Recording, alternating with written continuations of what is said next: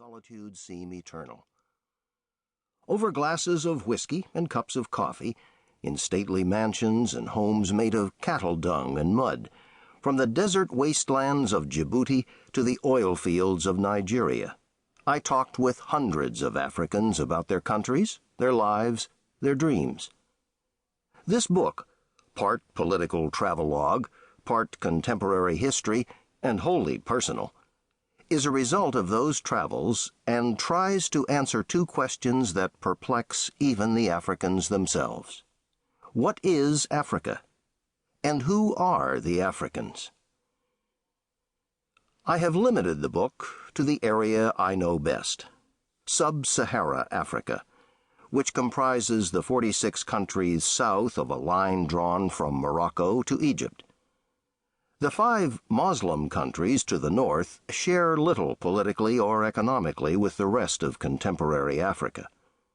But Sub-Sahara Africa, or Black Africa as it is commonly called, contains cohesive elements enabling it to be considered as an entity.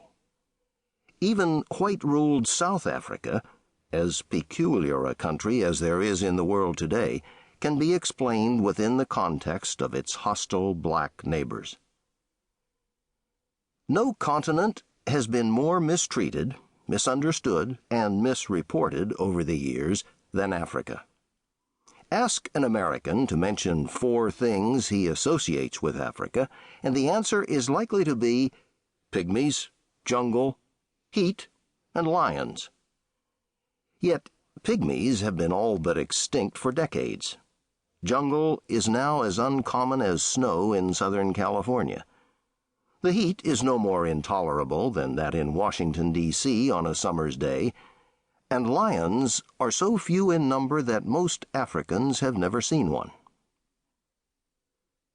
If you had read Ernest Hemingway, you knew that Africa was an enchanting, spectacularly beautiful land.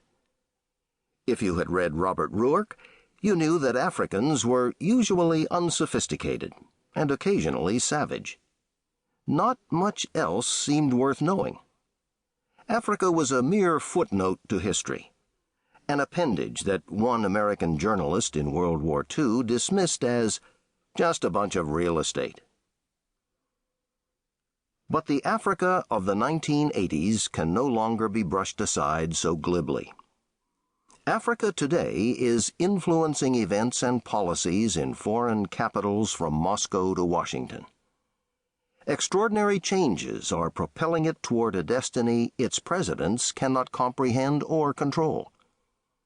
Where these changes take Africa will influence and perhaps determine the world's direction in the 21st century, if Africa can harness its natural and human resources. And if it can, Africa is the grand prize of the Third World. When John Gunther published his book Inside Africa in 1953, not a single black nation had gained its independence from the imperial powers of Europe.